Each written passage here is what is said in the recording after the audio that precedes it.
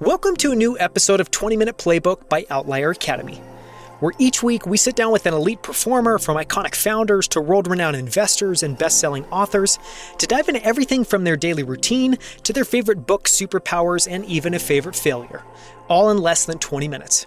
I'm Daniel Scrivner, and on the show today, I sit down with Jason Crawford, who's one of the researchers and writers at the forefront of the progress studies movement, which seeks to understand what's driven human progress historically in order to cultivate and accelerate it moving forward. Which is, to say the least, absolutely fascinating. Jason Crawford, through his blog and nonprofit Roots of Progress, has studied and written about everything from the invention of the bicycle to the smallpox vaccine. He's one of the world's leading thinkers on how progress happens, why it seems to have slowed or at least narrowed in recent years, and what we need to do to accelerate it in the coming years. To learn more about Roots of Progress, visit rootsofprogress.org. You can also follow Jason on Twitter at Jason Crawford. For links to everything we discuss, as well as the full show notes, visit outlieracademy.com/75. And now, let's jump in with Jason Crawford of Roots of Progress. Jason, I am thrilled to have you on 20-Minute Playbook. Thanks so much for the time. Certainly. Thanks for having me. So this should be a lot of fun. We try to ask around 10 questions, keep this episode under 20 minutes. And the goal here is just to give people a little bit of a behind the scenes peek into you. We've obviously covered all your work with Roots and Progress in depth in the Infinite Games episode. And I'm super excited about this because I think you'll have some amazing answers. So the place that we always like to start is just to ask if there's something you've been excited or fascinated about recently, something you can't get out of your head, something you're thinking about all the time for whatever reason. Yeah, sure. Well, I always have a large number of these topics within my work. I got going on my work with the Roots of Progress because I was just fascinated with stories of invention. Right now, one thing I am trying to understand, and these things get super detailed, but what was the exact alloy of metal used by Gutenberg to make the type for his printing press? So it was an alloy of lead, tin, and antimony, I think. And each of those metals is doing something specific in order to make it easier to cast the type or for it to work better. And so I'm really trying to get clear on why couldn't it have been pure lead? Why couldn't it have been lead and tin or whatever? So these are the weirdly specific questions I dive into. Amazing, though. Amazing. Best answer so far. Just in terms of that, is part of the interest that there was something different with that press than previous incarnations of it? Yeah, definitely. Well, printing as such had been around for a long time in the form of woodblock printing, where you would carve out in a block of wood the thing that you wanted to print, and then you would press the paper against it and then kind of rub the back of the paper with a brush or something. And so Gutenberg didn't invent printing, but what he did come up with was a system of movable type. So you had individual letters that you could arrange that were pre-made, pre-cast, that you could arrange to make any page of type. He actually used a new and different ink based on oil or fatty-based ink rather than water-based, and I don't yet understand the full significance of that, but I think maybe it just didn't run as much. And then the third thing was that he used, rather than a rubbing mechanism, he used the press. So a screw press had been used for pressing olives to get olive oil and so forth. He adapted that. So it was those three things put together. Apparently, the casting of the type was the biggest core problem. But yeah, those three things together made for his system. Like a lot of other inventors, all the components had already existed before him, but he was the one who put them all together and integrated them into a working, practical system, and that's why we say he invented the movable type printing press. I have more questions I would like to ask, but I'll stop myself. I'm really curious to hear your answer here. So one question that I always like asking people is what their superpower is. And clearly, even just in your last answer, you just have a very unique ability to kind of deconstruct things and just ask the why behind the why behind the why until you get to just a really interesting answer. Maybe that's your superpower. Maybe it's not. How do you think about what your superpower is? And how do you think about how you harness that to do the work that you do? I think definitely learning is a superpower. I feel confident that I can dive into any area and learn it just as fast as anybody else. I'm not necessarily the expert in any particular area, but I can go ramp up extremely quickly. And part of the reason for that is that I have a very finely tuned sense of when I really understand something and when I don't. And I'm pretty much always able to pinpoint my confusion or my ignorance. So like I just said, okay, I can tell you what alloy Gutenberg used, but I don't fully understand what each of those elements is doing. And so I always know what is the next question to ask. I can ask questions like, well, what happened if you tried to use 100% lead type rather than that alloy, that kind of thing. Just more broadly, I would say my strength is bringing clarity to any intellectual situation and bringing structure to ideas when, as so often happens in the study of history, you just have an enormous laundry list or a grab bag collection of facts, and it's unclear how to put these all together into a structure such that they make sense as a big picture and can be retained and communicated. And I think that's why I do well as a storyteller in this area. Yeah, those are true superpowers, especially for what you do. On the flip side, what do you find that you struggle with, and how have you improved or just worked around those things over time? Yeah, wow. So many things. It is a real struggle to try to be a researcher and also be starting a new nonprofit at the same time, let me tell you. If you're familiar with, I think it was Paul Graham who had the maker schedule versus manager schedule. Like, those aren't just schedules, those are really mental sets. Can you do both? You cannot do both in the same day, I don't think. It's very difficult for me. I can maybe do them on alternating days, definitely in alternating weeks. But sometimes I feel like I really just need to block out an entire week to go make progress on my book. On the habit and routine side, and I'm going to ask a separate question in a second about just writing process, research process, which hopefully may be a deep question. We'll find out. But separately from that, just in terms of kind of daily routine, is there anything that you've learned about yourself, any routines or habits you've picked up that you try to input in your daily life? These can be things you strive for, or these can be things you're like, every single day I've got to do this. Anything there that you find improves your performance? Yeah, well, I'm a new dad, so my daily routine has been completely discombobulated and I'm still getting back to it. But I would say the single most powerful technique that I have found is that when you start your day, certainly when you start your productive day, literally even if you can do this from the moment you wake up, rather than checking email or any kind of communications or anything, start by pulling out a blank sheet of paper, whether that's literal paper if you like to write on literal paper, or whether, like me, you use an electronic note-taking system, and just think on paper about your day. How's it going? What's up? What am I going to do today? What are my priorities? And so forth. I learned this technique from a good friend of mine whom I've been studying with for a couple of decades. Her name is Jean Maroney, and she has a consulting business called Thinking Directions. So she taught me this technique when I was in college, and I've been using it almost daily ever since. I use this technique when I'm facing a difficult question or something I don't know how to make a decision on or something I'm confused about. And I also like to use it just as a way to get the day started. Is just this technique of journaling. The counterintuitive key is you got to do it in full sentences and paragraphs. But do it completely without censoring or editing yourself. No one else is ever going to see this. It's completely for your own eyes only. But don't just make bullet points or jot down words. Write it in full sentences and paragraphs and get your thoughts out. It slows you down a bit, but that's actually part of the goal, and part of the benefit is it slows your thinking down so that you can capture all of your thoughts and even the fleeting thoughts and emotions, which are sometimes the key to deeper insights. I have not heard her name, so I'm going to look her up and potentially try to get her on the show as a guest. This question may be a wash because I know what it's like to have a newborn at home. We've got almost a 12-month-old. So you may not have an answer here. We can just move on. But do you have an approach to diet, exercise, and sleep that you typically try to follow? Is that an area you've spent much time in? Obviously, I'm sure the answer today is just trying to survive. Yeah, so I'll tell you about my previous routine, maybe, rather than the current. I don't know if I have any special secret answers here. Okay, sleep. I used to have major problems with sleep.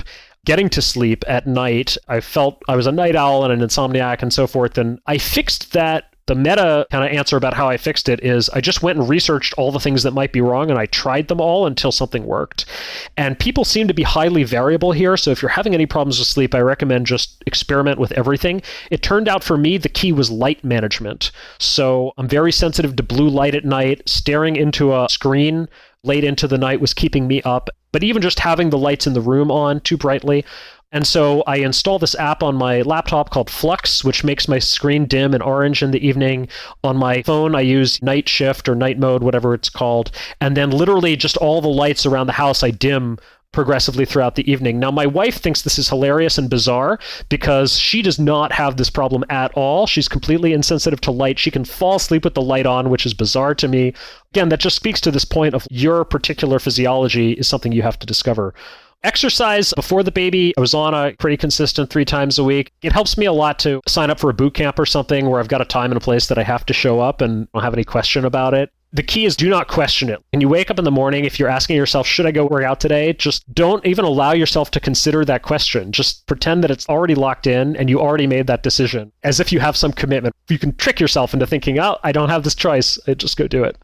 On the software and tool side, and maybe we can take this in the direction of talking about your note-taking system, but the question we generally broadly ask people is just anything interesting on the software side or on the physical tool side that people use to manage work, tasks, and time.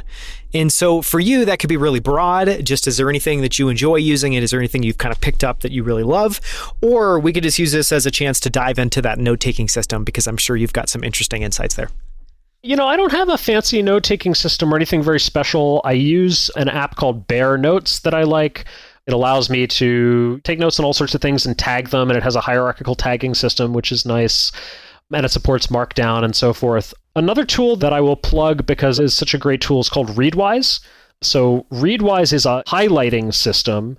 So if you have Kindle, which I do, and I read everything that I can on Kindle, I only read paper books when I have to, but it will suck in all of your Kindle highlights into a system, and then it does this great thing. It just emails you every day with 5 of them, random highlights, and lets you review them. And I really like that. It's good to remember passages that I enjoyed. It's also great for Twitter because whenever I see a passage that would make a great tweet, I'll just share out the quote.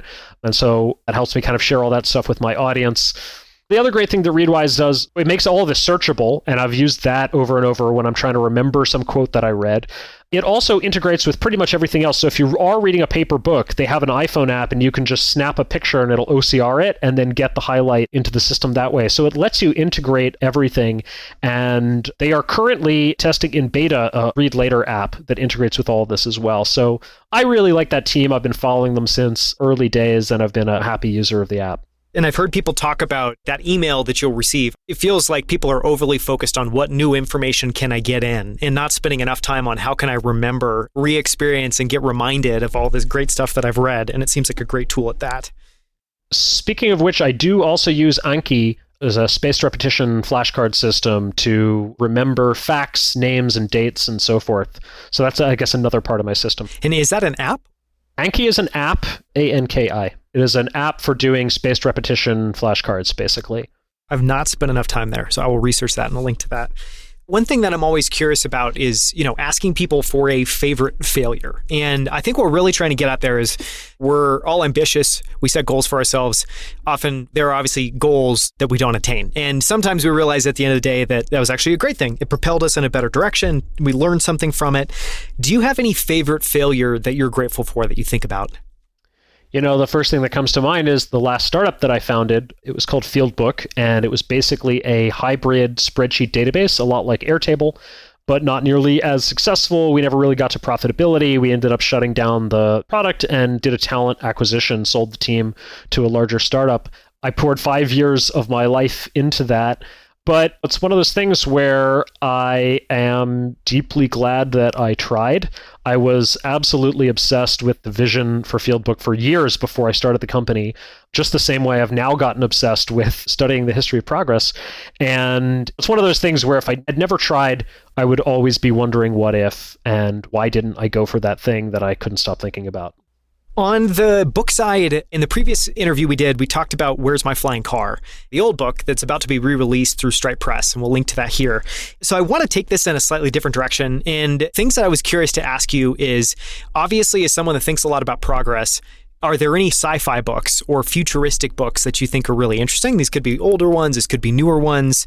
And then alternatively, as a writer, are there any writers whose work you admire? Sci-fi. I've read some sci-fi. I wouldn't say I read deeply in the genre. Probably the writer I've read the most of is Neil Stephenson. You can definitely find in a number of his novels inspiration for sort of things that people could create. Diamond Age, for instance, famously. Essentially, it's a book with an AI behind it that trains and provides education for young people. I won't say more than that to avoid giving away too much, but I've heard Stevenson say in interviews that that has inspired many people over the 25 years since that book came out. And every once in a while, someone will come to Stevenson and say, I'm doing a startup based on Diamond Age, and they're trying to bring some aspect of it into reality. The funny thing is they're all doing something a little bit different, so everybody has their own different interpretation on what it should be. I thought Ready Player One did a good idea of envisioning what a virtual reality future could look like. I particularly enjoyed the dance club scene in the zero gravity environment, which was just a cool idea. And then, sorry, what was the second part of this? Just any writers whose work you admire. Yeah, it's a good question. There's a small number of authors whose work I feel like I just want to read all of. So one who comes to mind, probably my favorite blogger today, is Scott Alexander, and his blog previously Slate Star Codex, now Astral Codex 10. He dives so deep into subjects, he covers them so thoroughly, and yet in a way that just really pulls you along, is very easy to read, in my opinion. And I think about comparing my own writing to his, and I think I'm pretty good at conveying the big picture, explaining deep concepts, at being really clear about subtle distinctions. Scott does all of that, and he's really funny on top of it. I just sort of envy that. I feel like I can't even quite match that. I can maybe be as clear as him, but I can't do it while also just being really funny at the same time. If it makes you feel any better, I can't do what either you or he can do. So there is an order of hierarchy there. Okay, last two questions. First is just if you have a definition of success, and this can be in your work specifically, in the impact you want to have there. This can also just be the way that you look at life and the way that you look at how you want that to unfold or what you want your life to stand for. I think the most important thing at the broadest level about success is that whatever it is, it has to be success on your own terms. And I think about this a lot, again, as a new parent and thinking about how I want my children's lives to go. And I might have a lot of aspirations for them, but I think it's far, far more important that they achieve whatever their aspirations are for themselves and that they actually learn to choose that for themselves, which is a much more difficult thing than it might seem. I think to really, truly choose for yourself and to pick something because it's what you want and not because it's what you think other people will approve of you for, or the thing that you think you're supposed to do, or even because it's just an old idea that got stuck in your head when you were young but isn't authentically you anymore, that can be really difficult. So just being true to yourself in that way. Yeah, really well said. Last question. What are you most grateful for in this phase of life? So many things. It's cliche to say my family, but I do have to say that. My wife is amazing and has been amazingly supportive as I've made this career transition and gone off on this, wait, so you're going to write your blog full time? What is this, right? And the whole broader sort of extended family has been very supportive. And just more broadly, the fact that there have been a number of people who have liked my work enough to just give me money to keep doing it, and people who've seen that potential and believed in me and made it possible for me to take this weird, eccentric, intellectual obsession of mine and just go deep on it and go it full time. I'm deeply grateful for that. Yeah. I'm one of, I'm sure, many, many people that thinks the work you're doing is really important, thinks that you're a really important voice that I think the world needs right now. So I am thrilled to have you on. Just to give people a few links, you obviously write full time. This is now a nonprofit. You're starting to hire. You're starting to build more of a team. And people can find that work at rootsofprogress.org. They can also follow that on Twitter at Roots of Progress. Can people find you on Twitter? Yeah, sure. So I tweet even more than the Roots of Progress account. The Roots of Progress account is more of a feed of like all of our posts and announcements, but I tweet all sorts of stuff, and my handle is just my full name, Jason Crawford. Awesome. Well, thank you so much. This has been an incredible conversation. I highly encourage anyone listening to this that enjoyed this conversation to listen to the full episode, Infinite Games, where we go really deep in your work. Thank you so much again for the time, Jason. Been great talking to you. Thank you so much for listening. You can find links to everything we discussed, as well as the show notes and transcript for this episode at outlieracademy.com/75. For more from Jason Crawford, listen to our in-depth conversation all about his research and writing into the nature of human progress in episode 72. To explore more incredible interviews with the founders of Superhuman, Levels, Rally, Common Stock, and Primal Kitchen, as well as best-selling authors and some of the world's smartest investors, visit outlieracademy.com. From our entire team at Outlier Academy, we hope you enjoyed the show. I hope to see you right here next week on 20 Minute Playbook.